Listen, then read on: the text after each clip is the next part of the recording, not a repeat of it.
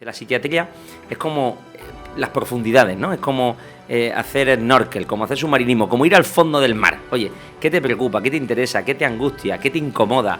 ¿Qué sentido le ves a la vida?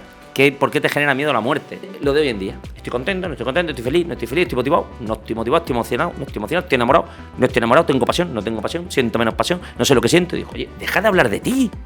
O sea, guárdate tu emoción. Oye, haz lo que tienes que hacer a pesar de lo que sientes. La tristeza, el dolor, el sufrimiento, la rabia, la ira, nos hace madurar. Entonces, escucha esa emoción, entiéndela, compréndela y manéjala, pero no te dejes llevar por ella. Yo no puedo hacer de padre. Ellos quieren que el psiquiatra haga de padre, no mire usted. Pasa con los colegios igual. Hacemos lo mismo, cogemos al niño, le llevamos al colegio, muy caro, muy pijo, y ahí lo tienes. ¡Pum! Edúcamelo. No funciona así. La educación es que la persona se conozca y darle una seguridad, se le eduque en libertad, se le enseñe en virtudes, se le enseña a amar. ¿Y amar qué significa? Entrega, sacrificio, responsabilidad, compromiso, lealtad.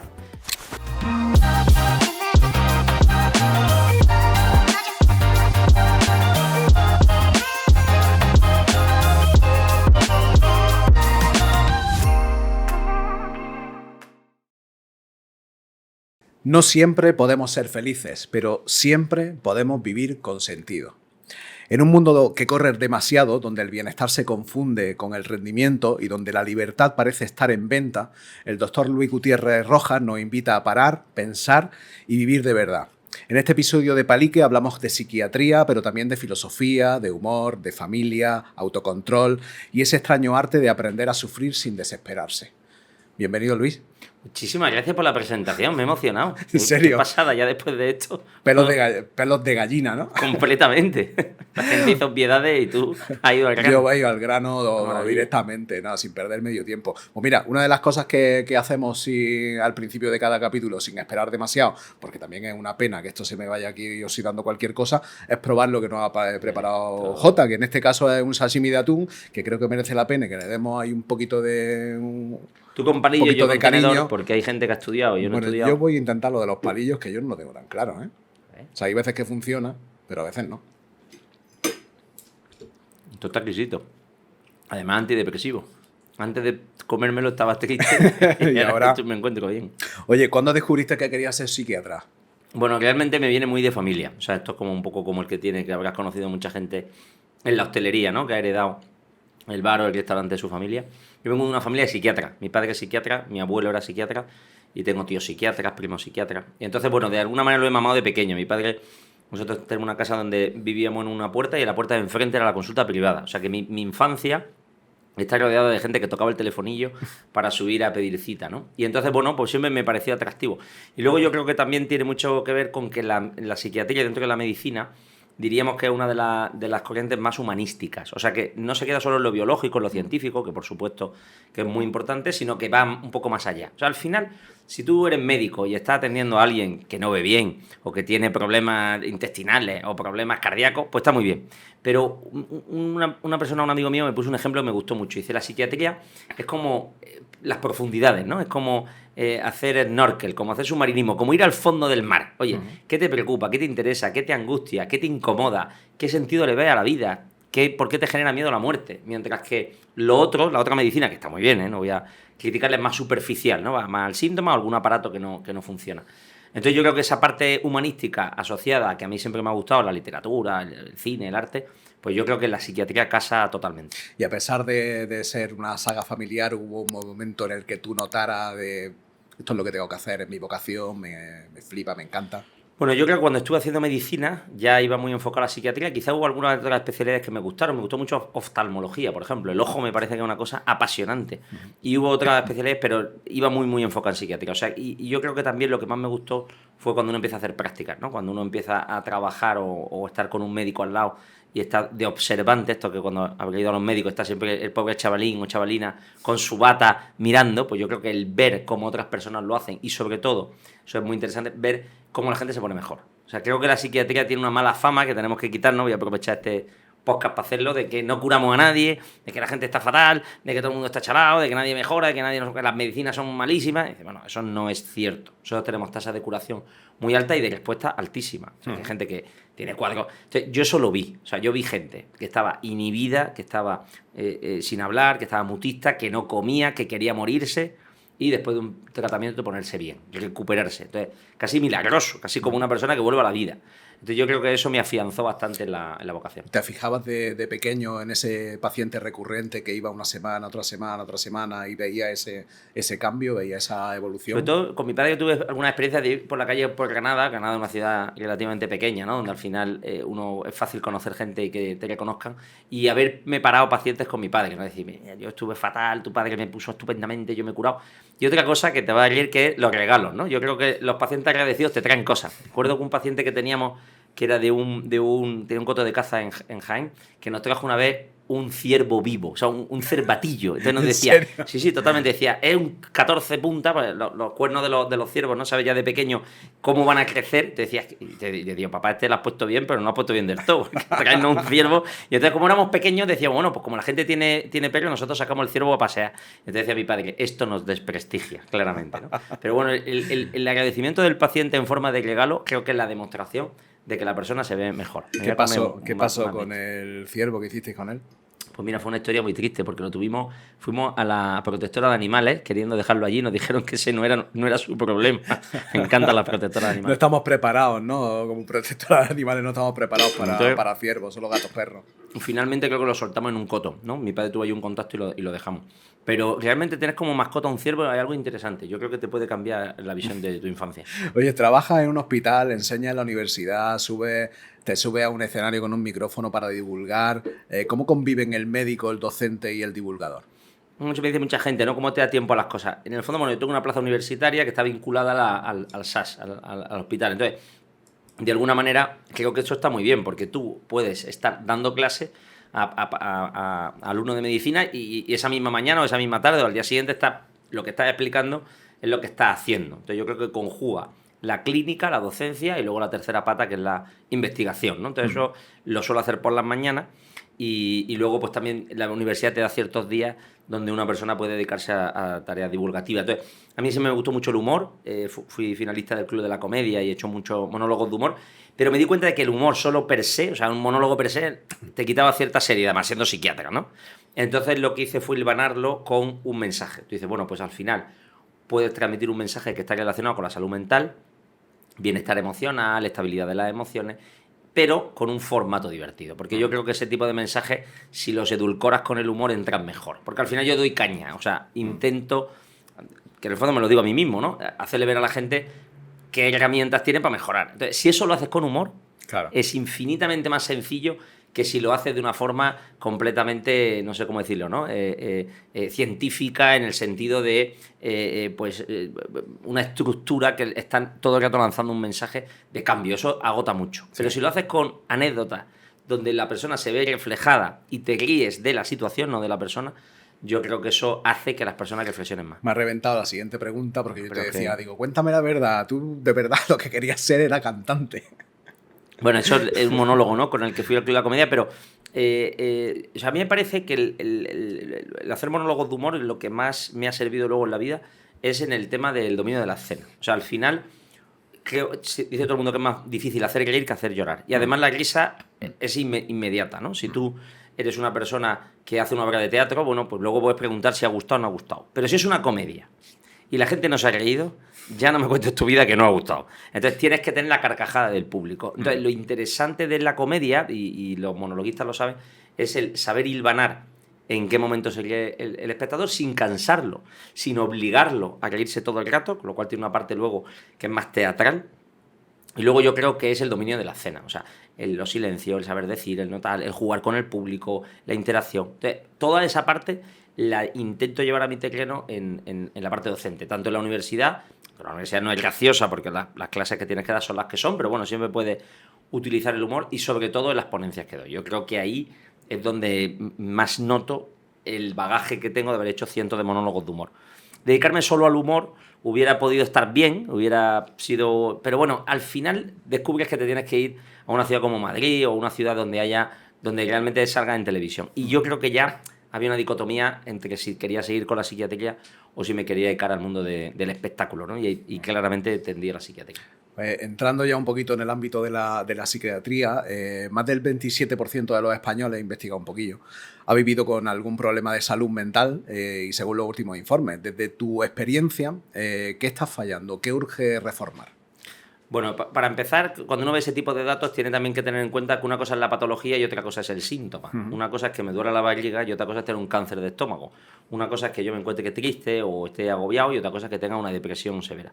Digo esto porque ves muchas estadísticas donde lo que sucede es que la gente manifiesta, y pasa también en los medios, ¿no? Es que yo tengo un problema de salud mental. Bueno, ¿tu problema de salud mental cuál ha sido? No, que tuve un fracaso. Bueno, muy bien, pero no todo puede ser problema de salud mental. Se psiquiatriza demasiado el sufrimiento humano.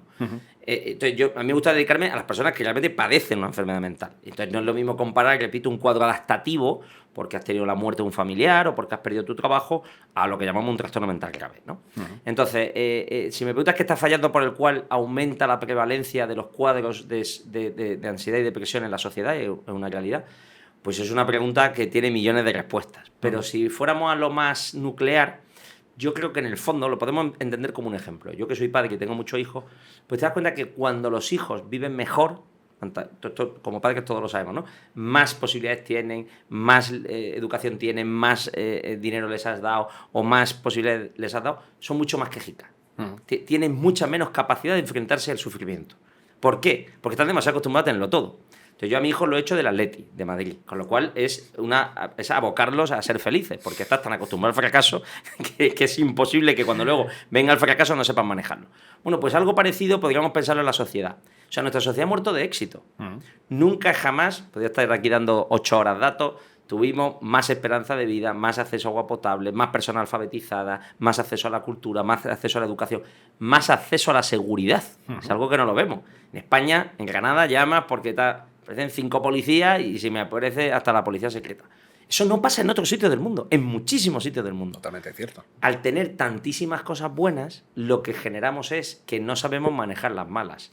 Dicen los psicólogos, nula tolerancia a la frustración. De tal forma que si no puedo estudiar lo que quiero, o una chica me rechaza, o suspendo, o mis padres me ponen límite, la lío. Entonces es curioso que ve intentos de suicidio, muy manipulativos, por problemas de la vida cotidiana. El otro día lo hablaba con mi compañera en urgencia y decíamos, es que esto está siendo una eclosión de personas que utilizan la salud mental o el síntoma mental como una manera de manifestar un malestar que tiene que ver con no ser capaz de tolerar una pérdida. Esto es un fenómeno muy universal y es muy de las sociedades modernas occidentales. Entonces yo creo que tenemos que ser capaces de no focalizar tanto en que todo sufrimiento humano es enfermedad mental, que no lo es, y segundo, aunque suene extraño, acostumbrar a la gente a sufrir. O sea, el dolor forma parte de la vida, es fundamental.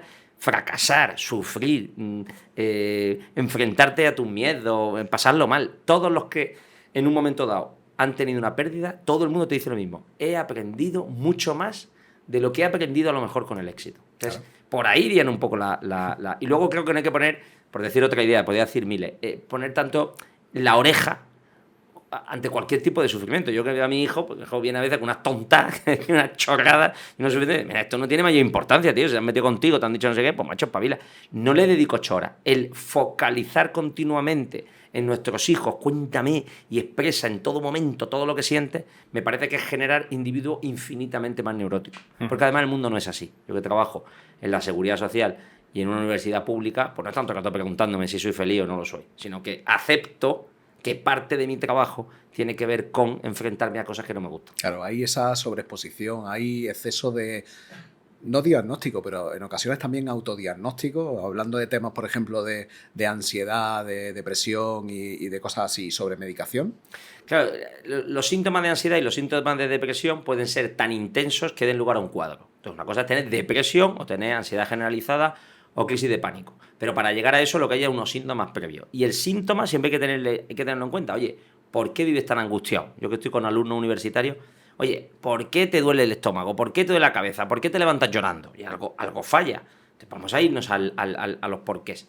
Entonces, efectivamente hay ese exceso en tanto en cuanto cualquier síntoma que yo padezco se transforma inmediatamente en un cuadro. Y una focalización absoluta de que yo tengo que estar bien todo el rato. quizás también sea un efecto de las redes sociales. Estás todo el rato viendo gente que se lo está pasando bien, todo el mundo es feliz, todos los matrimonios son felices. Los matrimonios son felices, pero se divorcian el 50%, a lo mejor no son tan felices. Entonces, acepta que las dificultades de comunicación que tú tienes, o los problemas que tienes en la universidad, o el no sentirte integrado en tu grupo de iguales, forma parte de un reto de la vida. Y lo que tienes que aprender son herramientas. Entonces, cuando aparece el síntoma, que es una señal, oye, vamos a interpretar el síntoma. ¿Qué sucede? Que demasiadas veces cuando aparecen síntomas yo los interpreto como un enemigo externo que me hace daño. Mis jefes, mis padres, mi novio, no sé cuánto, este me hace daño, el otro dice, oye, perfecto, pero oye, coge más la rienda. Tienes todas las posibilidades, estás en el mejor momento de la historia. ¿Por qué no eres capaz de enfrentarte a la realidad?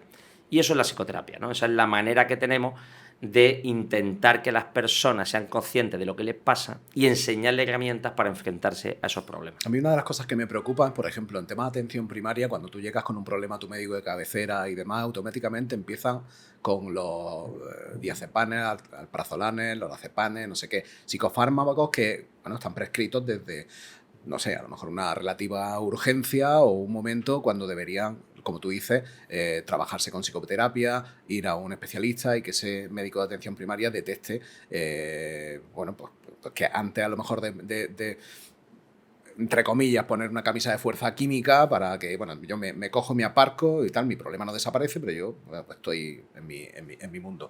Abusamos de ello. Yo prescribo muchos fármacos, entonces sería un poco hipócrita criticarlo, pero estoy totalmente de acuerdo contigo en que hay una demasiada tendencia. El fármaco tiene la ventaja de que tú te lo tomes y te calma. Entonces, si estás con el dolor de cabeza o de estómago o con ese llanto, pues eso lo va a calmar. Con lo cual, no me parece mal usarlo. El problema es, como tú señalas, que debería ser un corto plazo. Es decir, que eso sirve para que el paciente no tenga el síntoma y, por tanto, se pueda trabajar. ¿Qué pasa? Que es más fácil prescribir un fármaco que tener unas sesiones de psicoterapia que tienen que ser pues con una cadencia y, sobre todo, con una relación. Porque al final lo que cura, y los manuales de psicoterapia te señalan que, independientemente de la familia, psicoterapia cognitivo-conductual, interpersonal, de aceptación y compromiso, hay un montón. Lo que es importante es la relación. O sea, que la persona que te escucha, te entiende, te apoya y te saca de ahí. Y para eso necesitamos llevarnos bien.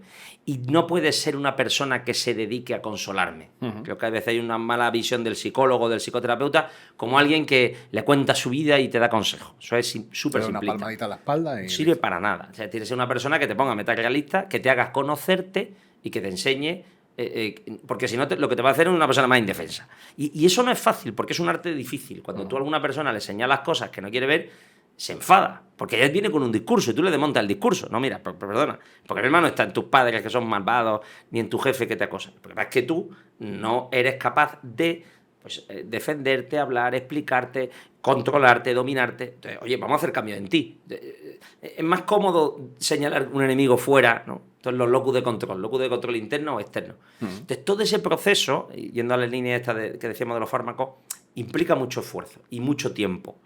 Y que la persona quiera poner en marcha esos mecanismos, porque hay que, como dice la gente, trabajárselo. Claro. Y entonces, claro, en ese sentido, pues claro, eso cuesta más tiempo.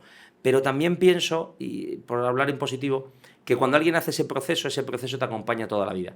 Cuando tú sabes cómo manejar un determinado problema, en el futuro los problemas se van a repetir, porque la vida es problemática. Muchos padres que dicen, yo no quiero que mi hijo sufra. Digo, pues no sé, pues mátalo ya para que no sufra.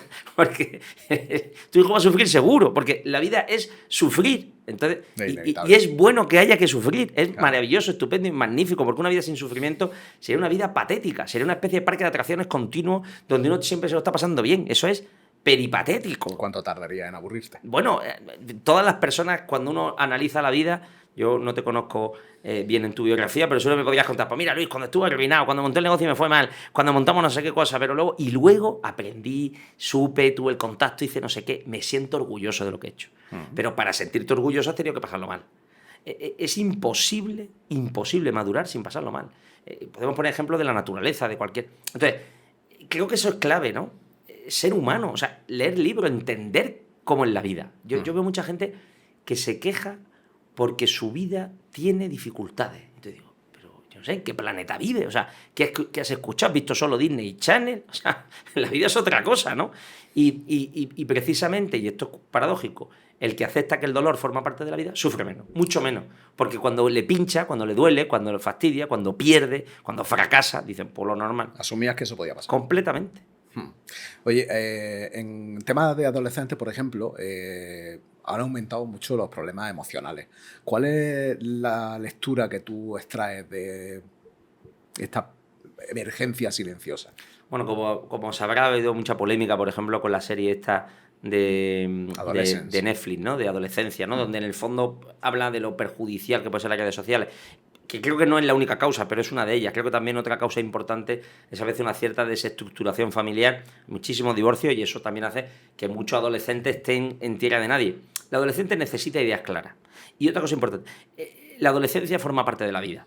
No hay que escandalizarse porque un hijo adolescente se comporta como un adolescente. Lo digo porque a mi padre, que se angustia, es que mi hijo doctor se mete en la habitación y no me habla. Digo, pues claro, ¿cómo te va a hablar? O sea, te va a estar hablando, te va a estar contando su intimidad hasta los 27, pues no sería humano. Las personas en el proceso de adolescencia descubrimos nuestra intimidad, nuestra mismidad y queremos seguir un camino. Y ese camino es en contraposición al camino que me han explicado. Entonces, si tus padres son cristianos, te haces ateo. Y si tus padres les gustan los toros, te haces vegano. Y si tus padres son de derechas, te haces de ultraizquierda. O al revés, si tus padres son socialistas, te adscribes a Vox. ¿Por qué? Porque quieres encontrar tu camino, porque te quieres separar de lo que te han educado. Y eso es buenísimo, porque la persona necesita encontrar su camino. Es decir, el adolescente en el fondo ya deja de decir, papá y mamá, dime qué tengo que hacer o explícamelo todo, para cuestionarte. Por eso es tan difícil estar con un adolescente, porque el adolescente nos señala nuestros fallos y sobre todo nuestras incoherencias. Sí, papá, tú mucho no sé qué. Voy a contar una anécdota graciosa. Dice, papá, tú mucho das lecciones por ahí, mucho charlicas, pero tú eres un hipócrita. Resulta que fuimos a un museo y ponía en la entrada, menores de 5 años no pagan. Entonces le dije al pequeño, tú di que tienes 4, y así nos colamos. Te decía, papá, tú eres una hipocresía, eres un ladrón. Bueno, me puso verde. Bueno, pues es verdad, porque somos incoherentes. Entonces, el adolescente va encontrando su camino y es como una planta. Entonces, ¿qué pasa con las plantas? Que a veces nos gustaría cogerlas del tallo y tirar. Entonces, lo que quieren los padres es, venga, o a la planta le podemos echar abono, le podemos echar agua y le podemos dar luz, pero la atrofiamos. La planta necesita su camino, necesita crecer y necesita estar un tiempo en barbecho y necesita equivocarse y necesita fracasar y necesita fallar. Entonces, el adolescente pasa ese periodo. Uno lo sabe, lo entiende y frena. La naturaleza o la literatura nos habla del patito feo. Ese pato que es feo, asqueroso, negro, pero luego se transforma en el cisne. El mensaje es, espérate, déjale crecer, ya madurará. Pero yo no me escandalizo, no me angustio, no la lío, no exagero, no estoy todo el santo día con un foco de atención, ¿qué te pasa? Sino que espero. Entonces, muchas veces los padres lo que tenemos que aprender es a ser pacientes, a estar expectantes, a estar siempre ahí, a ofrecer el apoyo, claro, pero no imponerlo. Y curiosamente, los hijos maduran, crecen, espabilan. Irremediablemente. Irremediablemente y encuentran su camino. Ahora, curiosamente, si lo que hacemos es estar todo el rato atentos y poner una especie de algodón de azúcar a esa habitación, pues curiosamente sale Peter Pan. Una persona que con 45 años tiene comportamiento adolescente y que te dice que lo que quiere es pasárselo bien y disfrutar y ligar. Y sí, está muy bien, pero tiene ya 40 añazos. O sea, espabila, ¿no? Entonces, tenemos que dejar que los hijos se la peguen para que espabilen. Yo creo que con todo eso, estos problemas emergentes, pues tú me preguntas, Luis, ¿y a qué se debe? Pues, baja tasa de natalidad, hiperatención sobre los hijos, una expectativa irrealista. Curioso, porque si solo tienes un hijo, pues tendría que ser registrado de la propiedad, ¿ya? Pero si el niño no es muy listo, ¿qué hace? No acepto que mis hijos tengan no acepto que mis hijos tomen sus propias decisiones, no acepto que mis hijos se equivoquen. Claro. Entonces, es curioso.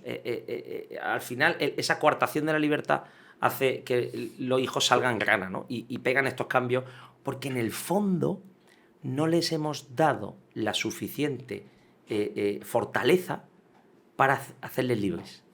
Porque ser libre es equivocarte y aceptar tu equivocación. Claro, es como ponerle a un hijo un corsé continuo y luego pedirle que corra. Pero si es que no va a poder. Todo es muy paradójico. Los padres que dan más libertad, educan más en la libertad, hace que sean hijos mucho más responsables. Y se olvidan menos de que en su día también tuvieron 15 años. Esa es otra. Yo le digo, usted no se acuerda, y entonces me encanta porque todo el mundo dice, yo a mi padre lo trataba con un respeto. Habla con el padre de este, un impresentable.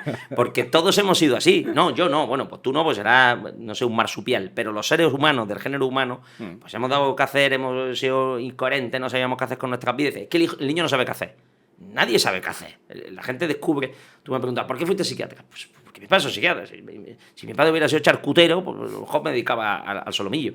Y a lo mejor hubiera sido igual o más feliz. Porque no pasa nada.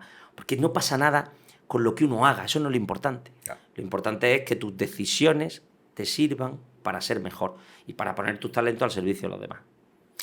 Estoy enrollando mucho con No. Me interesa un montón. Educación emocional colectiva. En cuanto a temas de adicciones, depresiones, es un fenómeno que está creciente, que sobre todo en jóvenes. ¿Cómo lo ves? Yo lo que creo es que todos los movimientos de la sociedad son pendulares, ¿no? Entonces, a lo mejor, si nos fuéramos a una España franquista o democrática, pues seguramente la emoción contaba poco, ¿no? En lo que tú sintieras, los niños no lloran, tú te callas la boca, tú no pintas nada, tú no tienes que decir. Claro, eso ha hecho individuos muy castrados desde el punto de vista emocional. Vale, eso está mal. ¿Qué pasa? Que te vas a la otra. Igual que la relación que los padres tienen con los hijos. Por hablar de algo muy bueno, por no decir cosas negativas, los padres, digo, cuando padres, hombres, tenemos una relación con nuestro hijo infinitamente más cercana que la que tenían mis padres. Sí. Es decir, que el padre se implica mucho más, que está pendiente de las cosas, que tiene que planchar y fregar, Eso me parece fantástico, incluso el tipo de comunicación. Ahora, ¿qué sucede? Que nos hemos ido a un péndulo en el cual lo emotivo, es decir, lo que yo siento, tiene importancia bestial. O sea, hemos pasado de no escucharla a no parar de escucharla. Y entonces, si tú estás preguntándole a un hijo, o a quien sea, todo el rato, ¿cómo está? ¿Cómo no está? Voy a contar una anécdota. El otro día estaba en el despacho de la facultad dentro de un celador y me vi una foto con todos mis hijos. Y me dice, doctor, por Dios, todos estos niños son suyos. Digo, todos son míos. Dice, ¿pero qué lo ha tenido con la misma? Digo, con la misma. Dice, ¿pero está usted contento? Digo, yo estoy contento. Dice, pues si usted está contento, yo estoy contento de que usted esté contento. Más importante en esta vida, estar contento. Claro, me parecía de un simplismo atroz. Yo no estoy contento. Muchos días no estoy contento. Mi hijo me dice, mucho habla de felicidad, pero a veces estás amargado. Pues claro que estoy amargado. Que soy del Atleti, que ha sido un desastre el Mundial de Clubs. O sea, que lo paso mal. Entonces, ¿qué pasa? Que escuchar continuamente y preguntarte tú continuamente a ti mismo cómo estás, esto es muy del rollo actual, ¿no? ¿Estoy bien? ¿Estoy mal? Por ejemplo, en las carreras. ¿Estoy contento con la carrera que estudio? ¿Me gusta la carrera? ¿Me llena? La gente dice, ¿esto me llena? Pues no te llena. Entonces, hay un fenómeno que es gente que empieza primero de 1000 cosas. Primero de Derecho, primero de Económica, primero de Medicina, primero de Psicología. Digo, hay 54 carreras en Granada. Quiere decir que tiene tiempo. Pero es que no te va a llenar, porque te va a costar esfuerzo. Relaciones humanas, exactamente igual. Me enamoro de una chica, un chico, ¡ay, qué maravilla, qué estupendo! Pero luego pasa, ¿qué pasa? Porque pasa la realidad. Que esa persona tiene mal carácter, que tienes que sacrificarte por él o por ella, porque tienes que hacer cosas que no quieres hacer. Que esa persona te dice, oye, mira, perdona, guapo, tú tienes esto y esto. No, yo para esto no estoy. O sea, que tú estás para la luna de miel, para el parque acuático. Pero es que eso no es la vida. Claro. Entonces, y eso explica que esa cosa de lo que siento. En el amor es clarísimo, es que ya no siento lo mismo. Macho, pues que el amor se va transformando y los que tenemos una relación que dura más de 3 días, sabemos que no es como al principio. Entonces, ¿hay que escuchar las emociones? Sí. Hay que estar, porque no podemos ir al otro lado, vale. Pero ojo con, que es muy de nuestra época, una idea que me parece muy falsa, que es que la emoción es la verdad. Esto es curioso. O sea, lo que yo siento es lo verdadero. Eso no es verdad. Las personas, porque, por ejemplo, si yo tengo un hijo adolescente, y mi hijo adolescente me dice que soy el peor padre del mundo y que maldita sea la hora, pues eso me genera incomodidad y puedo decir, maldita sea la hora que tuve yo a este hijo. ¿Eso es la verdad? No, eso no es la verdad. La verdad es que yo a mi hijo lo quiero. A pesar de que me haga sufrir. Es más, cuanto más me hace sufrir, más lo quiero. Entonces, ojo con identificar lo que siento como lo verdadero. No, las personas maduras y estables toman decisiones aunque sientan otra cosa. Y si mi suegra no me cae bien, que por cierto yo tengo una suegra fantástica, pues yo la trato bien aunque no me caiga bien. O no, puedo seguir solo en la emoción y entonces será el mundo de hoy en día. Inestabilidad emocional continua, rupturas sentimentales cada 2 minutos, cambios de trabajo permanentes y una persona que es esclava de sus pasiones. Eso es agotador. Anda que no lo vemos. Claro. Y entonces lo de hoy en día. Estoy contento, no estoy contento, estoy feliz, no estoy feliz, estoy motivado, no estoy motivado, estoy emocionado, no estoy emocionado, estoy enamorado, no estoy enamorado, tengo pasión, no tengo pasión, siento menos pasión, no sé lo que siento. Y digo, oye, deja de hablar de ti. O sea, guárdate tu emoción. Oye, haz lo que tienes que hacer a pesar de lo que sientes. Porque si yo solo tratara a los pacientes con los que me siento cómodo, pues no trataría ni a la mitad. Porque la Seguridad Social ve gente que dice, hombre, este tiene sus cositas. Entonces, esa es la vida. Claro. Y entonces, la idea es, escucha tus emociones, pero no permitas que te dominen.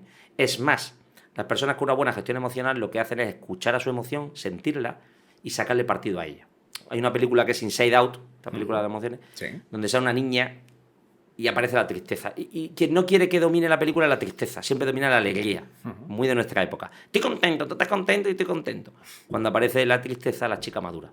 Claro. Es una idea buenísima. La tristeza, el dolor, el sufrimiento, la rabia, la ira, nos hace madurar. Entonces, escucha esa emoción, entiéndela, compréndela y manéjala, pero no te dejes llevar por ella. Sin embargo, muchas veces esa frustración o esa tristeza la intentamos paliar con sustancias. Claro, indebidas. entonces tú dices, estoy triste o estoy ansioso. Oye, pues he descubierto que, no voy a decir marcas, ¿no? Pero que hay un sitio que te compras 14 donuts y el donut te deja, te lo dice, o psicodélico, o cocaína, o redes sociales, o consumo de continuo de comprar, o pornografía, o sea, cosas que palian, que frenan ese sentimiento que yo tengo. Sí, bueno, bien, perfecto, pues bienvenido al mundo de la adicción comportamental o de la adicción de la sustancia, porque la sustancia, el alcohol, es maravilloso. Tú bebes y dices, ¡ay, qué tarde más buena he echado! Se me ha olvidado todo lo malo. Sí, sí, espérate que se te pase el efecto.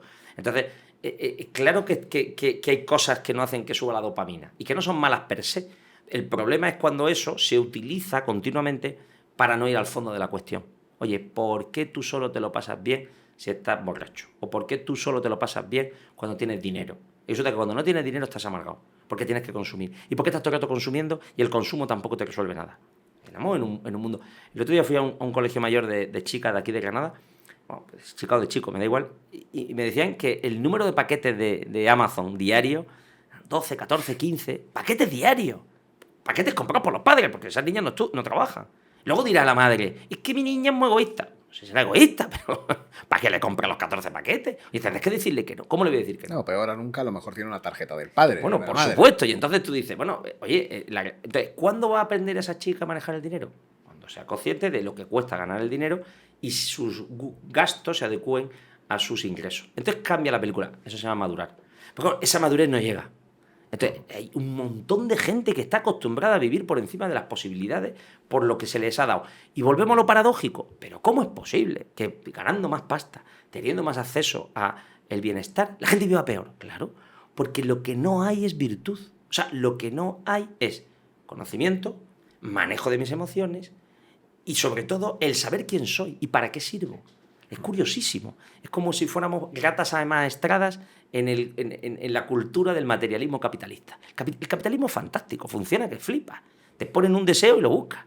Quieres un crucero, tienes derecho a internet, te mereces el iPhone. Entonces, está la gente y dice, bueno, pues da igual, pero si es que eso no te va a resolver nada. Lo ven en Black Friday, miles de personas haciendo cola. Que no te va a resolver el problema. Que saldrás de allí con 7 bolsas y tendrás que seguir aguantándote a ti mismo. Claro. Madura, crece, entiéndete, comprende y entonces descubrirás que la materia, que no es mala per se, puede estar a tu servicio, pero no puede ser tu tirano. ¿Crees que como sociedad tenemos oportunidad de detectar ciertas señales, sobre todo en gente joven o en la infancia, de esos momentos previos a meterse de lleno en una adicción del tipo que sea, para poder, bueno, pues regularlo, solventarlo, cortarlo de raíz? Las señales de alarma, ¿no? Sería un niño, una niña o un adolescente que claro, dirá muchos, ahora se identificado, pero está todo el día aislado, no se relaciona con sus iguales, tiene muy malos resultados escolares o académicos porque es una señal, tiene un muy mal comportamiento con los padres y empieza a hacer cosas extrañas. Esas cosas extrañas son cambios bruscos de humor, autolesiones, que es muy típico en nuestra sociedad. Entonces, ¿cómo podemos paliar todo eso? Pues lo principal sería intentar que los puentes, en la película esta de Inside Out se ve muy bien, los puentes que tengo con el adolescente no se rompan. Los adolescentes luego se cabrean porque dicen, sí, mucho quejarte, pero ¿cuándo has ido conmigo a un partido? ¿Cuándo has estado pendiente de mis cosas? ¿Cuándo me has llevado a un concierto? Y es verdad. Si somos capaces de dedicarles tiempo a nuestros hijos en lo que a ellos les gusta, el puente seguirá unido. El adolescente lo que está cansado es de la bronca. Tú lo que tienes que hacer es estudiar, porque si tú no estudias, sacas malas notas. Yo cuando era mayor, yo sí que cuando era joven estudiaba y leía, no como tú. Eso es un discurso agotador, que te horada el cerebro, que te separa de tus padres, porque te sientes que no te están tratando como un niño. Claro. El adolescente no quiere que le trates así. Lo que quiere es que le escuches, que le entiende y luego le dé la solución y luego te implique. El padre que ha estado jugando o ha estado pendiente o ha estado atento a esas señales del hijo, aunque en la adolescencia los puentes se rompan mucho, si ha conseguido mantener muchos puentes, es muchísimo más fácil que supere esa adolescencia con salud. Entonces, vemos esas señales de alarma. ¿Qué tenemos que hacer? Pues estar pendientes de hacer cosas con nuestros hijos que les gusten. Para eso implica, por nuestra parte, sacrificio, dedicarle tiempo y atención. Y ahí es cuando la gente falla, ¿no? La gente quiere llevarte al adolescente a la consulta el otro día me trajeron unos padres, un hijo adolescente, y en la primera cita me decía, usted que es mejor que yo, ¿no? Usted se cree mejor que yo, porque usted ha estudiado y yo no he estudiado y usted me va a decir a mí lo que tengo que hacer. ¿Por qué? ¿Por qué me va a decir usted a mí? Y yo decía, ¿dónde lo coloco a este? Ni cogiendo aceitunas por enchufe. Entonces, claro, evidentemente, me decían los padres, se lo traigo los martes, tráemelo los martes, los miércoles, los jueves. Está silvestrado. Necesita tener unos padres. Y yo no puedo hacer de padre. Ellos quieren que el psiquiatra haga de padre. No, mire usted. Y pasa con los colegios igual. No sé si habéis visto el juego de la lleva, ¿no? Los niños dicen, la lleva. Pues hay gente que hacemos lo mismo. Cogemos al niño, le llevamos al colegio, muy caro, muy pijo, y ahí lo tienes. ¡Pum! Edúcamelo. Sí. No funciona así. La delegación total. Lo que es responsable de la educación de los padres, de los hijos, son los padres. No son las monjas, ni es un colegio laico, superpijo, británico que aprenda arameo. Si es que no es eso. Es que eso no es la educación. La educación no es aprender a nadar o saber muchísimo de nuevas tecnologías. La educación es que la persona se conozca y darle una seguridad, se le eduque en libertad, se le enseñen virtudes, se le enseñe a amar. La persona tiene que amar. ¿Y amar qué significa? Entrega, sacrificio, responsabilidad, compromiso, lealtad. Amar es difícil, amar es muy difícil. La gente dice, ama, San Agustín dice, ama ya lo que quieras. Tú lo escuchas, ¡ay, qué guay! No, qué guay no. ¿Cuánta gente amas? Hay que llevarlo a cabo. Porque si tú tienes amigos a los que amas, los amigos te van a llamar y te van a pedir favores. Y te van a pedir que les ayudes. Por eso es tan difícil amar a la gente. Claro, son habilidades muy necesarias, ¿no? Enseñar completamente. en casa. Entonces, yo cuando la educación se basa en, yo qué sé, en aprender alemán. Que a mí el alemán me trae sin cuidado. Vamos, que está muy bien, ¿eh? Muy importante el alemán. Que no vale para nada. Lo importante es, a esa persona la estamos educando para ser libre, para conocerse, para aceptarse tal y como es. Eso es alucinante. Eso para mí clave en la educación. Y luego me importa 3 pimientos si hace matemática o hace un FP2 de albañilería, donde va a ser mucho más feliz. No, asociamos el éxito al dinero en la sociedad capitalista y a la mejor posición económica y a formar parte de los privilegiados. ¿Cuántos privilegiados han intentado suicidarse 40 veces? ¿Y cuánta gente de clase media baja o que tiene un trabajo que no implica tanto esfuerzo cognitivo son muy felices? O sea, ojo con la visión del éxito. Está claro. Hombre, el negocio yo creo que estaría aquí en montar una escuela de padres. Bueno, es de las cosas que más hago y que más me llaman, que es dar charlas.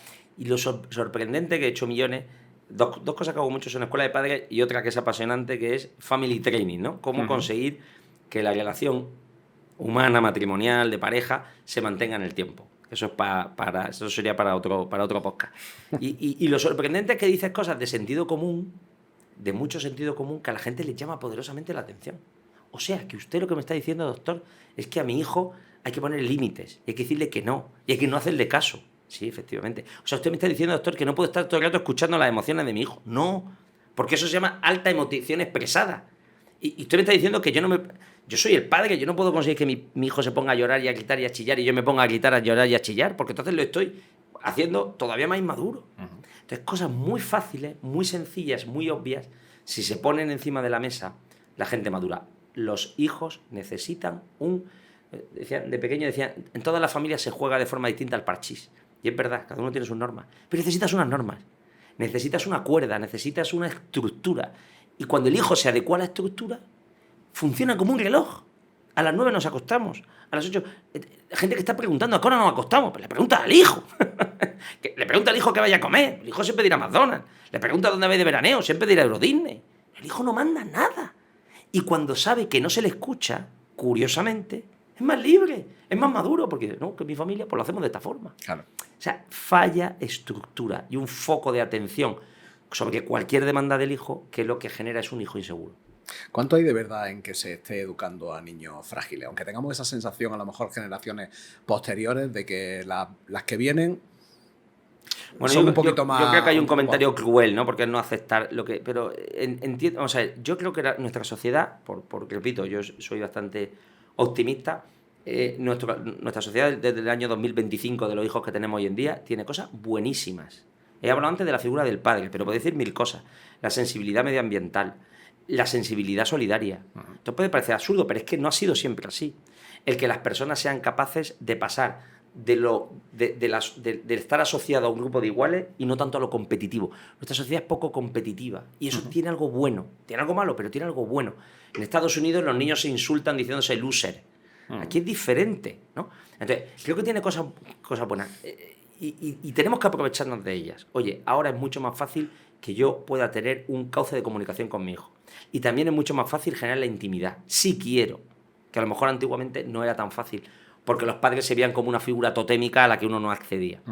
¿Cuál es el problema? Que donde hemos generado fragilidad es en que no les hemos enseñado a nuestros hijos a sacarle rendimiento a sus talentos. Es decir, el hijo es frágil porque nunca se le ha educado a jugar con esas cartas. Porque en el fondo, si yo nunca, lo que sea, ¿no? Si nunca pido la cuenta en el restaurante, o nunca soy el que hace la solicitud, o nunca soy el que tiene que salir de su habitación para buscarse la vida, pues al final acabo diciendo yo es que eso no sé hacerlo. No sabe hacerlo, no. Que nunca se te ha enseñado. Claro. Entonces, ahí es donde está la fragilidad. Yo veo miles de personas con talentos brutales que nunca han puesto encima de la mesa. Lo veo en medicina, que le digo a los alumnos, ponte a ver al paciente. Y dices que no lo he hecho nunca. Digo, pues hoy es muy buen día para empezar. No, me tienes que dar herramientas, pero herramientas que son 3 años. Lánzate, habla con el paciente, equivócate, toma nota. Eso te va a hacer mejor médico. Como eso podríamos poner tantísimos ejemplos. Y tú que te dedicas a la hostelería, pues sabrás que hay gente que es espabilada y que en el minuto 1 te está metiéndose en las cocinas, y otro que necesitará 8 años en MasterChef Junior Plus para empezar a cortar el pan. Entonces, cocinar es la clave, claro. Y eso tiene que ver contigo. Coño, lánzate. Entonces, creo que lo que tenemos que conseguir es lanzar mucho más a la gente y enseñarles a fracasar. Fracaso es fundamental. Hacerse de la leche. Ese sería el error más común que hay en el tema de educación, tanto en casa por parte de los padres como en los colegios. Claro, yo creo que la frase perversa es... Hay una que dice, quiero darle a mi hijo lo que yo no he podido recibir. Digo, hombre, si eso es educación, estupendo. Pero si eso es un acceso ilimitado a todo tipo de información que les pueda hacer hasta daño, o a todo tipo de posibilidades económicas, me parece un error. Y el segundo error es, no quiero que mi hijo sufra. Que es igual que decir, no quiero que mi hijo viva, o no quiero que mi hijo sea humano, o no quiero que mi hijo viva fuera de una cueva. ¿Cómo no va a sufrir? Es que es fundamental que sufra. Fomenta que sufra. ¿Pero cómo? Pues poniéndole metas. Pues poniéndole un equipo y que pierda siempre 8-0, es fantástico. O sea, que sea conocedor de sus limitaciones. O sea, yo podría decir que como quiero que mis hijos sean felices, me encanta que sufran.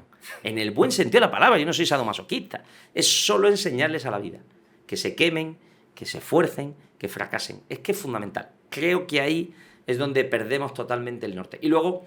estos padres que creen que saben perfectamente lo que tienen que hacer sus hijos, que es graciosísimo. No, te día en un curso de familia me decía una madre, es que mi hija no sabe lo que quiere. Y digo, ya, y tú sí. O sea, tú sabes lo que tiene que hacer tu hija. Y dice, hombre, pues claro, sí. O sea, tú sabes qué profesión tiene que hacer. No. Tú tienes una idea de que quieres que tu hija gane mucha pasta y entonces quieres que estudie no sé qué. Eso no quiere decir que eso sea lo que tenga que hacer tu hija. Claro.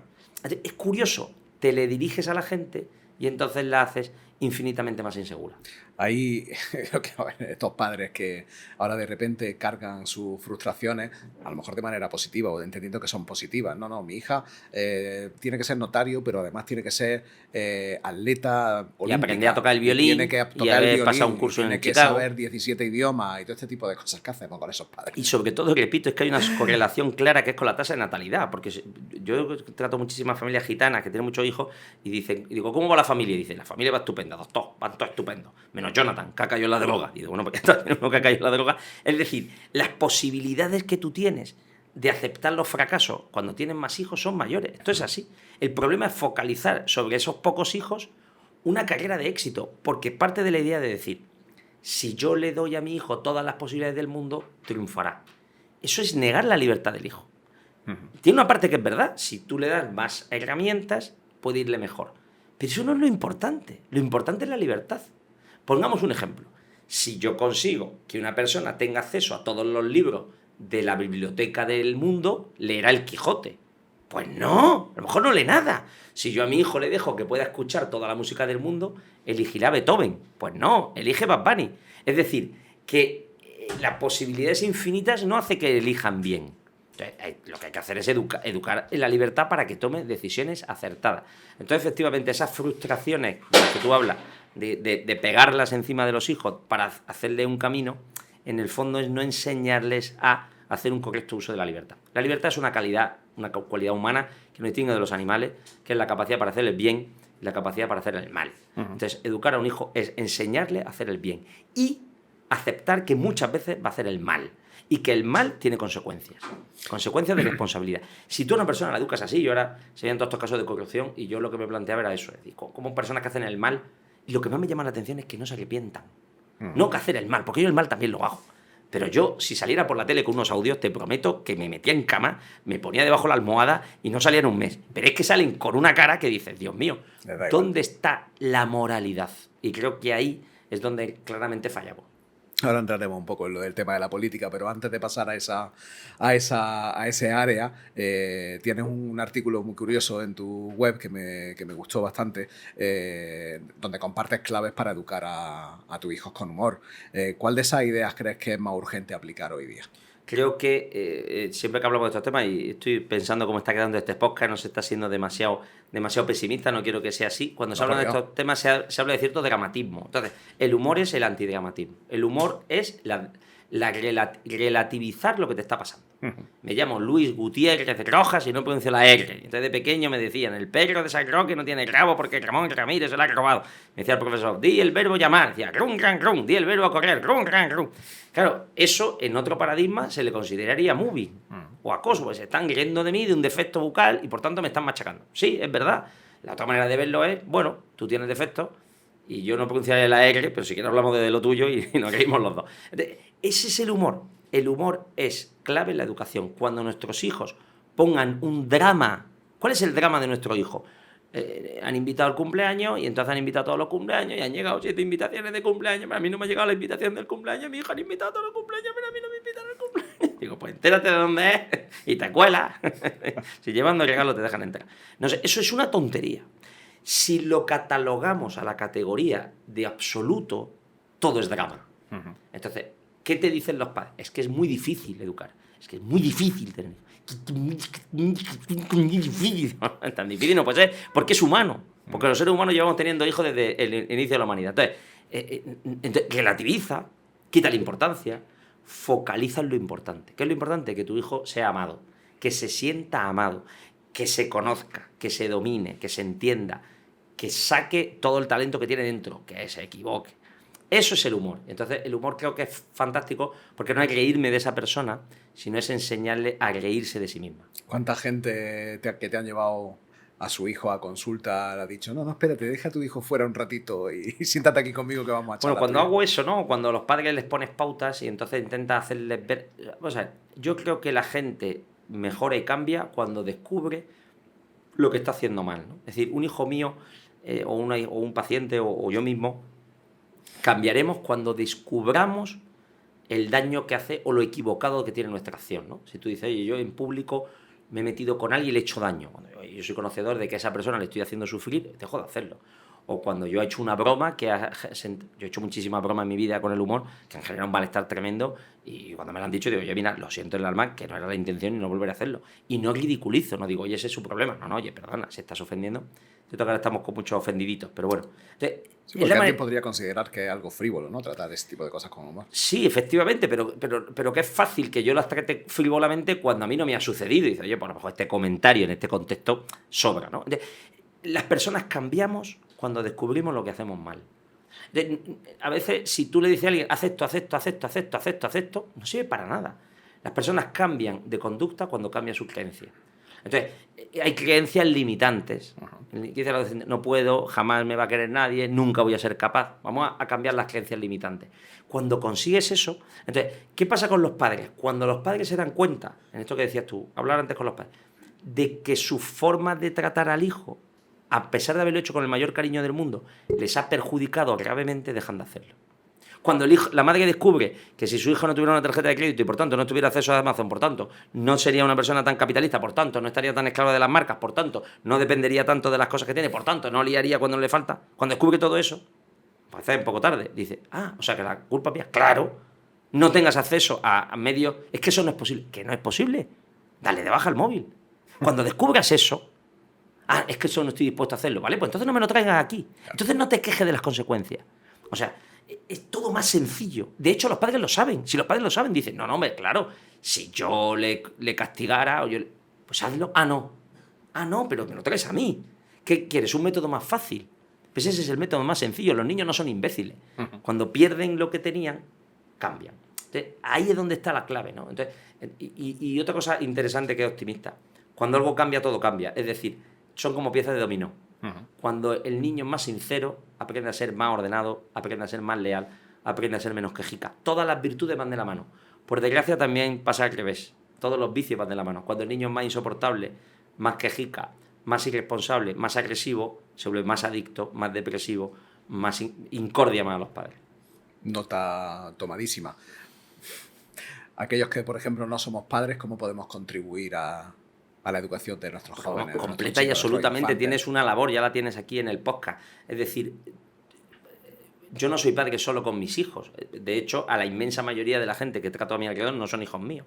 Con lo cual, tú puedes tener una labor bestial. En tu terreno, que como sé, dominas la hostelería y dominas el mundo de los restaurantes, lo que yo te animaría es que a todas las personas que tratas, que tienen personas a su cargo, que son de todo tipo, y muchos de ellos no tienen seguro que no tienen un gran nivel cultural, en el sentido de que no son universitarios, habrá de todo, ¿no? Les puedes enseñar a sacar partido de su talento, que entiendan que eso que están descubriendo en ese restaurante, el orden, el trabajo, la lealtad, la laboriosidad, las cosas pequeñas, estoy seguro que para ti este restaurante que es fantástico, ¿no? El dragón y la rosa, cómo está el mantel, cómo son los sabores, la temperatura, la luz, todo eso es la experiencia que tiene el cliente. Totalmente. Si tú le enseñas a las personas a que aprendan todo eso, lo que estás consiguiendo es un conocimiento que es transversal, que les va a acompañar siempre. ¿Cuántas personas conocerás de hostelería que han empezado de abajo y que 5, 10, 15, 20 años después echan la vista atrás y dicen, he triunfado? He triunfado con un restaurante, ¿eh? No 5 estrellas de Michelin en Dubái. No. En esta esquina de este pueblo de Jaén. Sí. Pero ahí estoy contento. Y ha sido a base de muchísimo sacrificio. No, hay sonados casos precisamente de gente que empieza fregando platos, cortando cebolla y llegan a ser... Entonces, ¿qué te pueden decir? No merece la pena, pagan muy mal, esto es un desastre, no me sirve para nada, mis amigos no hacen nada y están muy a gusto. Otro día le decía a un paciente, usted debería de trabajar, levantarse temprano, estudiar. Y me miraba diciendo, doctor, por Dios, que yo no quiero acabar como usted. Me dice muchas gracias. Claro, si a esa persona le dan las herramientas para que entienda que el futuro está en manos de su libertad, me parece que el cambio es abismal. Oye, cambiando un poco de tercio y ahora que estábamos hablando de restaurantes, nos vamos un poco por el ámbito de la alimentación. He leído algún artículo tuyo en el que hace referencia o aborda la alimentación como parte importante a la hora de abordar pues, tratamiento de la depresión o precisamente no fomentar el que eso vaya a más. ¿Cómo influye lo que comemos en nuestro estado anímico? O sea, lo que está clarísimo es que la depresión, la ansiedad, cualquier patología es un puzzle de muchas piezas.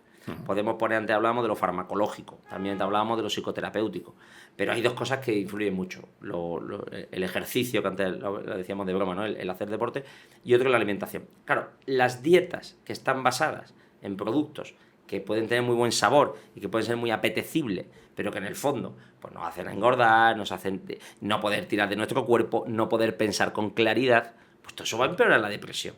Entonces hay una asociación clarísima entre dietas de productos ultraprocesados, basados en grasa, en productos fritos, que en el fondo lo que hacen es que esa persona tenga un deterioro en su microbiota, se habla cada vez más de la microbiota, desequilibrio, y también no poder tener una energía para tirar en el día a día. Entonces, comer sano también es pensar sano.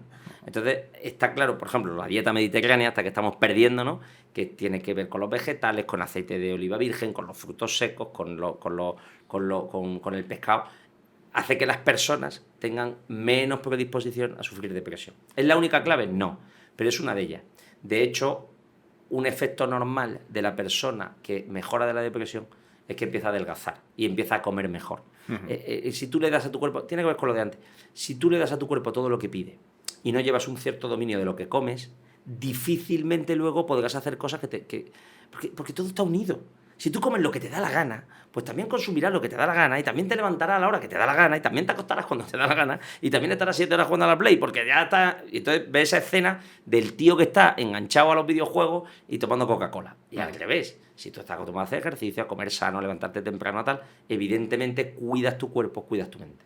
Y esta tendencia que hay ahora de consumo de probióticos y todo este tipo de cosas y demás, ¿tú crees que eso es un complemento real o una moda pasajera? Yo creo que tiene mucho de real y luego tiene alguno que de un poco de engañufa, ¿no? De engañifa. Entonces, en el fondo, hoy en día se sabe que si fíjate, se habla del estómago como el segundo cerebro porque hay una permeabilidad, de tal manera que el tipo de bichos, de microorganismos que yo tengo en el estómago, si está desbalanceado, puede hacer que se secreten más toxinas que al final van al cerebro. Y eso tiene un efecto perjudicial sobre los sistemas cognitivos. Entonces, los probióticos, ¿qué es lo que hacen? Pues balancear esa microbiota de forma adecuada. Para eso, pues hay que hacer un buen análisis. O sea, es que hoy en día se hacen análisis de la microbiota y en función de lo que se ha visto, te pueden aconsejar uno u otro. Yo diría que ese sería un buen uso. Ahora, que de forma masiva uno tome de todo y 40 complementos, yo le diría a esa persona, come mejor, cuídate más, cuida tu dieta y entonces a lo mejor no necesitas tanto complemento. Oye, ese momento, caso práctico, ese momento por la noche cuando llegas a casa, cuando terminas de cenar, que estás viendo la tele, estás en el sofá, ya todo apagado y demás, y empieza a tu cabeza a funcionar como un torbellino y demás, y empiezas con ese proceso ansioso, o bien de recordar, o de lo que tienes que hacer mañana, o de que te ha pasado tal cosa y demás, y recurre a la nevera. A la nevera, a atiborrarte o alguna cosa por el estilo, que es normal. Además, yo hablo con conocimiento absoluto de causa y te decía lo de historia práctica. Os digo, a ver cómo podemos hacer. ¿Cómo explica esa necesidad de recompensa que luego además va aparejada también de un sentimiento de culpa? Bueno, lo decíamos antes, ¿no? Cuando una persona está nerviosa y está ansiosa, hay una serie de productos que me calman esa ansiedad. Entonces, por eso la gente dice que come o se da atracones porque le quitan la ansiedad, cosa que es verdad. Si tú te coges una tarrina de helado y te coges una cuchara y te comes 1 litro de helado, ya se te quita la ansiedad porque se te quita todo. Generalmente suelen ser azúcares y bueno, por carbono, supuesto. O gente que se tome 14 donuts o que se toma una palmera de chocolate. Entonces, varias ideas. La primera es, hombre, si uno tiene ese problema, lo primero que tiene que hacer no es ser tonto. Entonces, yo me acuerdo de un paciente, doctor, es que yo compro una oferta de 7 más 7, me llevo 14 donuts. Y usted, no compre donuts. Esto es más fácil que otra cosa. O sea, no tenga usted la tentación. Si usted tiene un problema de alcoholismo, no se meta una botella de whisky en la mesa de noche. Entonces, primero, intentar no tener acceso a eso. Lo segundo sería cómo podemos conseguir mejorar la ansiedad para no llegar a esa noche con esa intranquilidad. Entonces, cuando tú decías, y ya empiezo a darle vueltas y lo que tengo que hacer, bueno, ahí hay cosas que están mal hechas. Primero, uno no tiene que meterse en vericuetos mentales. Esto tiene mucho que ver con el mindfulness, con la capacidad de poner la mente en el aquí y ahora. ¿Qué tengo que hacer? Yo digo a la gente, haz lo que debes y está en lo que haces. Ahora tenemos que dormir, porque son las 12 de la noche. Entonces, ahora no es el momento de resolver tu vida ni de saber lo que vas a hacer mañana porque cada día tiene su afán. Si yo eso no lo hago y lo empiezo a pensar, entonces me entrará la ansiedad. Y entonces no me costará dormirme. Y entonces tendré que recurrir a ese tipo de sustancias. Con lo cual, no empieces ahí. No le des. Yo le digo a la gente, es como si tuviera un pajarito en la cabeza y lo alimentas. No lo alimentes. Piensa bien. Piensa de forma adecuada. Oye, mañana tengo que tal, ahora tengo que acostarme. Haz cosas que te gusten, que te entretengan. Hoy en día tenemos una amalgama de cosas buenas que nos pueden entretener. Yo soy un fan absoluto de la literatura. Que te pueden formar, o los podcasts, o buenas series de televisión que pueden entretenerte y pueden hacer que puedas focalizar tu atención sin necesidad de recurrir a la nevera o de caer en los pozos de la ansiedad. Te comentaba antes que hablaríamos un poco más tarde del tema el tema de la política. No me interesa la política como tal, me interesa lo que genera en nosotros como sociedad, esa crispación en la que podemos vivir, sobre todo en unos momentos como ahora, en los que todo es tan así, tan raro, o lo vemos tan malo, o lo vemos tan imposible de solventar, de solucionar, y cómo nos enfrentamos a eso, cómo luego en sociedad, cuando sale el tema, la gente se salta y demás, ¿qué hacemos ahí? Entonces, primero, yo quiero que me ponga una lanza por la política, porque fíjate, la gente critica muchísimo la política y tal. El otro día me invitaron a un podcast que se llama Los políticos también somos personas. Me dice muchas gracias. Y es verdad, porque es fácil criticar, pero luego a la hora de la verdad, si me preguntaras a mí, oye Luis, ¿y a ti te gustaría ser, me lo invento, delegado de salud, gerente de hospital o consejero de salud? Pues te puedo garantizar que no. O sea, que es muy fácil criticarlo. Pero luego a la de la verdad, ¿quién quiere jugar esa batalla? No todo el mundo, porque ostentar esa representación implica una crítica por parte de otro, y eso no es fácil. Segundo, objetivamente hablando, la inmensa mayoría de los políticos son buenos. O sea, no nos focalicemos que todos son malvados y perversos y tal. Es cierto que nos escandaliza mucho el ver personas que tienen una alta responsabilidad y que dan un mal ejemplo. Pero objetivamente hablando, eso es poca gente. Y tercero, no alimentes en tu cabeza y en tu corazón cosas que lo único que te hacen es hacerte daño. Si uno se angustia por estas cosas, no te chupes es que hay gente que se chupa 3 telediarios, 4 digitales y luego hasta las 2 de la mañana está la tertulia política radiofónica. Digo, pero todo para esto, para estar informado. Bueno, está bien, pero que con el 80% menos sigue igual de informado, porque es verdad que hay que estar informado. Entonces, y luego hay medios de comunicación de izquierda y de derecha que en el fondo lo que buscan es zarandear al avispero para encabronar a la gente, para conseguir uno. Oye, no puede ser tonto. Solo ves un digital para ver el tono de los titulares y lo que dice. Dice, bueno, es que el titular es que no es verdad, es que no se lo cree ni que lo ha escrito. Pero genera un clic y genera un mal estado. Entonces, me parece que eso es muy perverso. Entonces, lo perverso estará en quien lo hace, pero también lo perverso estará en quien lo consume. Entonces, si esas cosas nos hacen daño y nos angustian, pues es tan sencillo como no darle a clic. O sea, fíjate, yo con mi padre que está jubilado, a veces está viendo el 24 horas y le digo, papá, ¿cómo vamos? Y dice, estamos al borde de la Tercera Guerra Mundial. Digo, tío, pues no lo veas, porque no es verdad y porque si no lo vieras tu vida seguiría siendo exactamente igual, porque no parece que los bombardeos iraníes se vean en Granada. Entonces, no permitas que te contamine tu mente de cosas que lo único que hacen es angustiarte.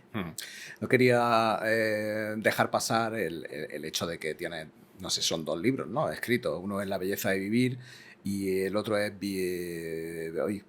Vivir más libre. Vivir más libre, correcto. En La belleza de vivir tú hablas de aceptar los problemas y de no huir del dolor. Hemos estado hablando de ello casi todo el rato. ¿Crees que la cultura actual nos ha infantilizado emocionalmente? Yo creo que de alguna forma pongo un ejemplo muy práctico que es como el amor humano. El amor humano se representa siempre como una rosa. Los clásicos, todos los poetas, García Lorca, Pedro Salinas, el que quiera, han representado siempre el amor como una rosa de buen color y buen sabor, pero que pincha. Hay una canción del siglo XVI que dice: corazón que no quiera sufrir dolores, pase la vida entera libre de amores. Si tú quieres amar, te tienes que pinchar. Y me parece que la rosa lo representa muy bien. Un sabor espectacular, un color impresionante, pero pincha, mancha, duele, jode, fastidia. Uno sangra. Entonces, ¿dónde está la infantilidad? La infantilidad está en las películas Disney. Bueno, las películas Disney de ahora, porque antiguamente en las películas Disney había malos, y había muertos, y había sufrimiento, pero ahora como es todo políticamente correcto del pensamiento woke, es patético, porque es que hemos quitado toda... Y además hemos unido una idea falsa, que es, si en el amor tienes que sacrificarte, es que ese amor no merece la pena. Pues entonces, ¿de qué amor estamos hablando? O sea, el amor auténtico, o más auténtico, puede ser un padre por un hijo, ¿sabes qué es puro sacrificio? Un hombre y una mujer que se llaman, pero un amor al trabajo, un amor a un negocio. Que me diga un hostelero que ha montado un esto y no lo ha pasado mal. Un amor a una profesión. Sufrió como Jeremías para sacar medicina. Un amor a lo que quiera, aprender chino, pues que son miles de horas. Es decir, cualquier cosa se hace con esfuerzo. Hay una canción de Elton John muy bonita que se llama Sacrifice, que habla del sacrificio, y te cuenta cómo en cada estrofa todo esto se hizo con mucho sacrificio. Una canción preciosa. Entonces, claro que está esa infantilidad. ¿Cuál es la infantilidad? Querer conseguir las cosas quitando la espina. El otro día fui a un curso de unas jornadas que hicieron psicopedagógicas, ¿no? Entonces, dije, esto es perverso, porque todos los que hablaban allí hablaban de la importancia de aprender matemáticas mediante la magia, aprender los afluentes del Ebro cantando y aprender el invento, el conocimiento del medio y el inglés mediante la danza. Y dice, bueno, que sí, que muy bien, pero que eso no es la vida. Que cuando yo entro en el SAS y me dan un busca y tengo hasta a las 4 de la mañana teniendo un intento de suicidio, eso es doloroso. Y cuando yo tengo que preparar una clase y dar una clase en la universidad a las 8 de la mañana, no sé qué tal, y los alumnos, y tengo que tenerla muy bien preparada, eso es costoso. Entonces, dejemos de hablar tanto del juego, la felicidad, el amor y la emoción y las películas Disney y empecemos a hablar más de que el pincho, el sangrado, es bueno. No es que sea malo, no, es que es bueno. ¿Y por qué es bueno? Porque nos hace humildes, humanos, resilientes. Entonces, creo que esa es la infantilidad. Claro, hacemos eso y ahora nos quejamos de que los hijos o la hija o las personas sufran mucho. Claro que sufren mucho. No les has dado herramientas para manejar el dolor. ¿Qué papel juega la espiritualidad en tu visión de la psiquiatría? O sea, para mí absoluta. Hay un libro que es El hombre en busca del sentido, de Viktor Frankl, que es muy interesante, donde él está en un campo de concentración y precisamente lo que te cuenta el libro es que su forma de entender el mundo, él era judío, le daba herramientas para afrontar el dolor. Entonces, me parece que en psiquiatría o en cualquier corriente o con mis amigos, yo tengo mis respuestas, pero yo no puedo implantárselas a los demás. Hay una frase de Juan Pablo II que me encanta, dice, las verdades no se imponen, las verdades se proponen. Es decir, que yo le puedo decir a alguien mi visión del mundo. Pues yo creo, tengo una visión religiosa y yo creo que existe la vida después de la muerte y creo que tenemos alma. Yo lo creo, otra persona no lo creerá. Yo le digo, bueno, perfecto, pero tendrás que encontrar tu propio camino. Tendrás que darle sentido a tu vida, y mucha gente se lo da, desde la filantropía, desde la ayuda a los necesitados, desde... Entonces, para mí, la parte cristiana me justifica todo. Otras personas habrán encontrado esa misma respuesta desde otros paradigmas. Trascendentes o no cristianos, que pueden ser budistas o musulmanes, o me da igual, o judíos, o de otra clase, ¿no? O de una espiritualidad que tiene que ver con que uno siente que forma parte del cosmos y que no tiene que introducir un malestar en el karma, porque en el fondo todas esas corrientes tienen un mínimo común denominador, que eres un ser creado, que tienes algo que te trasciende, que no es solo tu cuerpo, sino que es a lo que llamamos alma, y que tienes una obligación, y que tienes que ayudar a los demás, y que tienes que amar a los demás. Pero no en el punto perofláutico de la comuna hippie. Amar a los demás es sacrificarse por los demás. Entonces, el que coge todo eso tiene unas herramientas bestiales para no venirse abajo cuando le vengan mal dadas. Y creo que otra parte, cuando decías tú de la sociedad actual y el mundo actual, cuando el mundo actual está secularizado. Y las personas, yo que lo veo con estudiantes de medicina, me dicen, yo soy ateo. Digo, perfecto. ¿Pero qué sentido tiene el dolor? La esquizofrenia, el cáncer, la muerte. ¿Qué sentido tiene que alguien tenga metástasis hepática? ¿Qué sentido tiene el suicidio? Me dicen, pues no sé. Pues prepárate porque vas a encontrarte con gente que te va a poner eso encima de la mesa y tú mismo vas a tener que enfrentarte a todo ello. Claro. Entonces, busca tu camino, lee, porque es que no existen sociedades que hayan sido ateas, no ha existido a lo largo de la humanidad. Cuando se ha implantado el ateísmo ha sido un desastre. Es decir, el ser humano es religioso por naturaleza. Si tú te vas a los dólmenes de Antequera o te vas a la primera civilización, al hombre de Atapuerca, lo primero que hace el hombre son los enterramientos. Si te vas a Egipto, lo primero que hace el hombre son las pirámides. ¿Por qué? Porque entienden que tiene algo que les trasciende y que hay un más allá.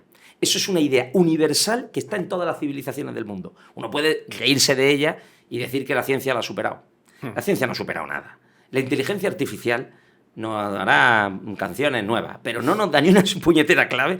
La ciencia no tiene respuesta. Tiene respuestas para decir fármaco A o fármaco B, pero no tiene ninguna respuesta para darle sentido a la muerte. O uno antropológicamente, filosóficamente, religiosamente, se hace esas preguntas y encuentra sus respuestas.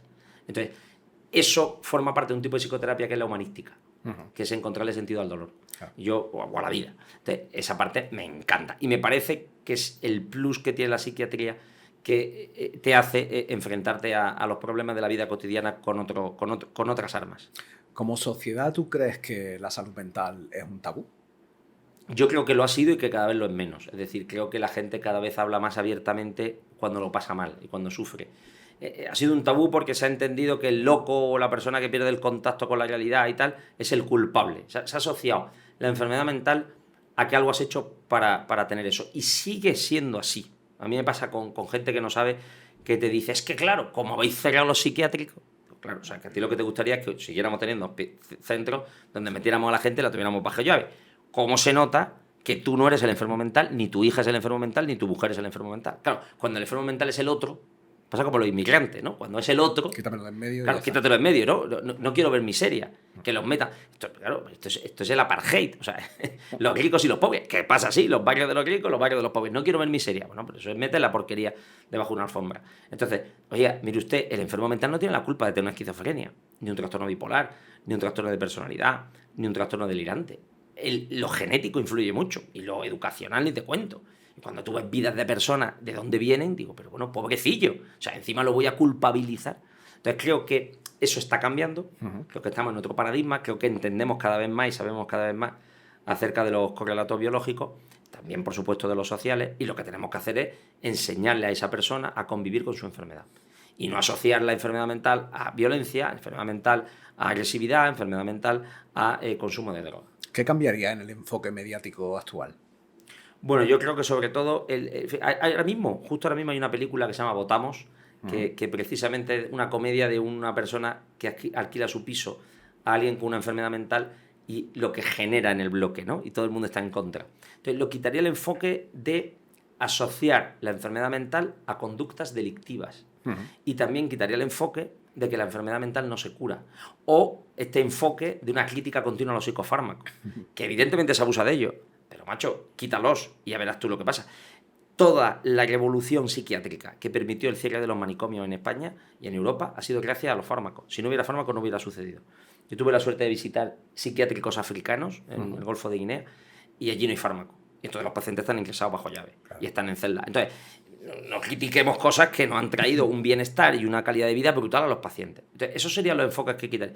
Reivindicar el papel de la psiquiatría como una psiquiatría científica y humana y reivindicar el papel que tiene la etiopatogenia de la enfermedad en el sentido de no culpabilizar a una persona que lo que hace es sufrir y padecer un cuadro que desde luego no me gustaría padecerlo a mí. Desde luego. Si tuvieras que diseñar una campaña pública de salud emocional para el gobierno, ¿cuál sería el eslogan?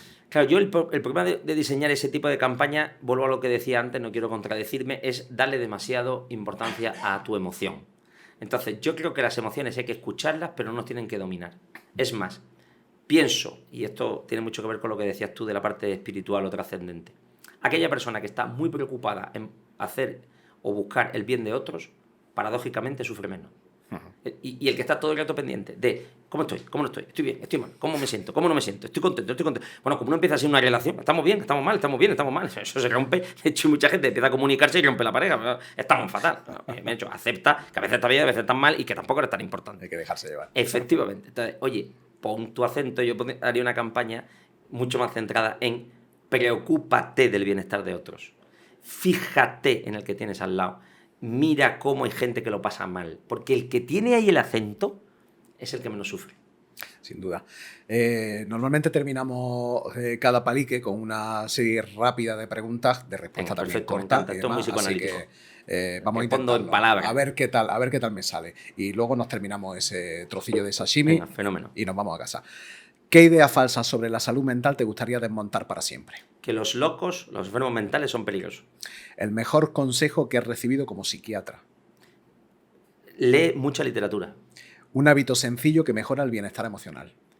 Acostarse pronto y levantarse temprano. ¿Con qué personaje histórico compartiría una sobremesa? Hernán Cortés. ¿Un lugar donde siempre encuentras paz? Ibiza. Qué buena esa, ¿eh? Puedo hablar de Ibiza mucho. ¿Algo que deberíamos desaprender cuanto antes o no conviene desaprender nada? No es tan importante lo que sientes. ¿Qué te gustaría que la gente recordara de ti dentro de 20 años? Que fui buena persona y que ayudé a mucha gente a alcanzar mejores niveles de salud mental. Pues con Luis Gutiérrez Rojas hemos aprendido y hemos descubierto que vivir con sentido no es resignarse, sino rebelarse desde la serenidad.